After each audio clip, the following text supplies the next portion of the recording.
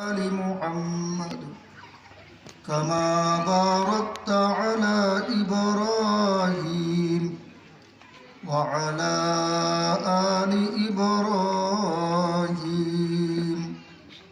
إنك حميد مجيد।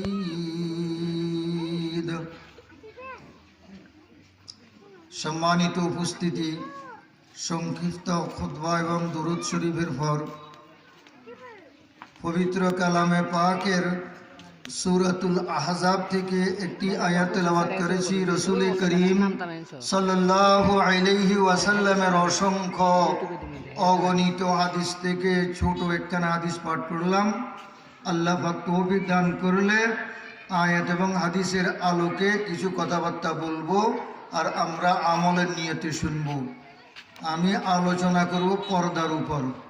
আল্লাহ পাক রব্বুল আলামিন আমাদের মুসলমানদেরকে বিভিন্ন বিধান দিয়েছেন। 24 ঘন্টার মধ্যে 5 ওয়াক্ত নামাজ ফরজ করেছেন। বৎসরে একবার রমজান মাসে 30টা রোজা ফরজ করে দিয়েছেন। মাল দৌলত থাকলে হজ করার, যাকাত দেওয়ার বিধান দিয়েছেন। এমনিভাবে কোরআনে করিমের মাধ্যমে আল্লাহ পাক মহিলা পুরুষের উপর পর্দা করাও নামাজ রোজার মতন ফরজে আইন। আল্লাহ পাক রব্বুল আলামিন পবিত্র কালামে পাকের মধ্যে বলতেছেন, ওয়াকারনা ফি বুয়ুতিকুন্না ওয়ালা তাবাররাজনা তাবাররুজাল জাহিলিয়াতিল উলা। হে উম্মতের মহিলারা, তোমরা সর্বক্ষণ ঘরের মধ্যে অবস্থান করো আর জাহিলিয়াতের যুগের মহিলাদের মতো অবাধভাবে রাস্তাঘাটে, হাটে বাজারে, বিয়া শাদিতে, শহরে বন্দরে, বিভিন্ন মেলাতে, বিভিন্ন অনুষ্ঠানে পুরুষের মতন অবাধভাবে চলাফেরা করিও না। মহিলাদেরকে আল্লাহ পাকের হুকুম হলো বেশিরভাগ ঘরে অবস্থান করবে, প্রয়োজন ছাড়া ঘর থেকে বাইর হবে না। এখন প্রশ্ন হইতে পারে, মহিলাদের ডক্টরের কাছে যাইতে হবে, স্কুল কলেজে যাইতে হবে, বাপের বাড়ি যেতে হবে, দাওয়াতে যাইতে হবে, বিয়ে সেরে যাইতে হবে। ইসলাম পরিপূর্ণ একটা জীবনের নাম, পরিবর্তন আমাদের ধর্ম। তো মহিলারা ঘরেই আবদ্ধ থাকবে, তারা তাদের নিজ প্রয়োজনে ঘর থেকে বাইরে পারবে না। কোরআনের আদেশ না, কথাটা এমন না। প্রয়োজনে ঘর থেকে মহিলারা বাইর হতে পারবে। কিভাবে বাইর হবে সেটাও সূরাতুল আহজাবের অন্য আয়াতে আল্লাহ পাক বলে দিয়েছেন। ইয়া আইয়ুহান নবী কুল লিআজওয়াজিক ওয়া বানাতিক ওয়া নিসাইল মুমিনিন ইউবদিনা আলাইহিন্না মিন জালাবিবিহিন্না যালিকা আদনা আন ইউরাফনা ফালা ইউযাইন। আল্লাহ পাক আয়াতের মধ্যে ইরশাদ করিতেছেন, হে উম্মতের মহিলারা, তোমরা যদি ডাক্তারের কাছে যাওয়ার প্রয়োজন হয়, স্কুল কলেজে বাস সিটিতে যাওয়ার প্রয়োজন হয়, মার্কেটে যদি অপারকভাবে কোনো কিছু কেনাকাটার জন্য যাইতে চাও এবং বিয়ে শাদী দাওয়াতে যেতে চাও, তো তোমরা ঘর থেকে বাইরে এবার পূর্বে তোমাদের পরিধানকৃত কাপড়ের উপরে দিয়া বড় একটা চাদর অথবা ঢিলা ঢালা একটা বোরকা, হাতে পায়ে মোজা লাগাই তোমরা তোমাদের জরুরত প্রয়োজনে তোমরা ঘর থেকেও বাইরে যেতে পারবে। সুন্দর আল্লাহ পাক ফয়সালা দিয়ে দিয়েছেন। তো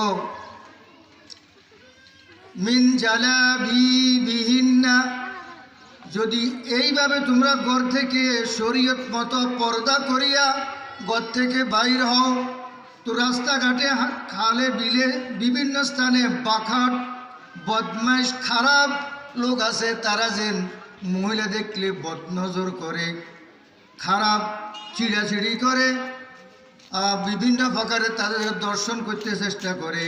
যদি তুমি আল্লাহর বিধান মতো এইভাবে লেবাস পরি ঘর থেকে বাইর হও, তো তারা তোমার এই ভঙ্গিমা লেবাস পোশাকের তোমার পর্দার ডং দেখি তারা চক্ষুটা নিচে নামিয়ে নিবে, তারা বুঝে নিবে এটা বদমাইশ মহিলা ন, এটা খারাপ চরিত্রের মহিলা ন, এটা তারা নিজেরাই স্বেচ্ছায় নিজের চক্ষুকে নিচে করে নিবে এবং তারা বুঝে নিবে এটা আল্লাহওয়ালা পরেজগার পর্দানসী মহিলা। যালিকা আদনা আইয়ুরাফনা, একদম সহজে তারা বুঝে নিবে এটা আল্লাহওয়ালা মহিলা, পর্দাওয়ালা মহিলা।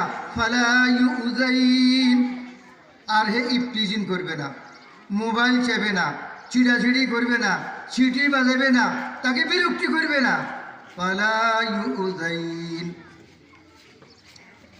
এখন ঘর থেকে বাইরে বার নিষেধ করলেন, আবার প্রয়োজনে ঘর থেকে বাইরে যাওয়ার নিয়ম পদ্ধতিও ইসলাম বলে দিয়েছেন।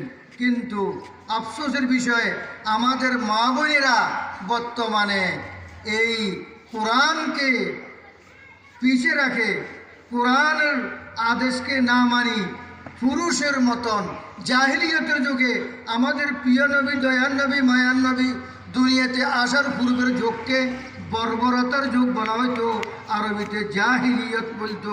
ওই জমানার মহিলারা রাস্তাঘাটে, হাটে, বাজারে, শহরে, বন্দরে, বিয়ে শাদিতে, মেলাতে অবাধভাবে পর্দা ছাড়া ঘোরাফেরা করতো।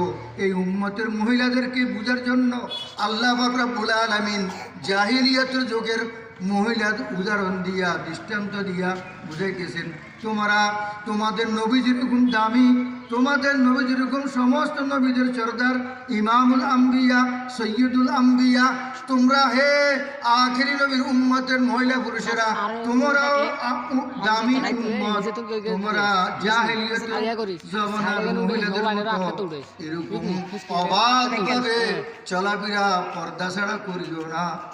কিন্তু আমাদের মা বোনেরা এখন কোরআনকে পিছিয়ে রেখে, কোরআনকে না মানি নফসে শয়তানের প্রলোভনে পড়ে ইহুদি খ্রিস্টান বিজাতিদের কালচার নিজের মধ্যে আসি গেছে। এখন মুসলমানের মেয়েরা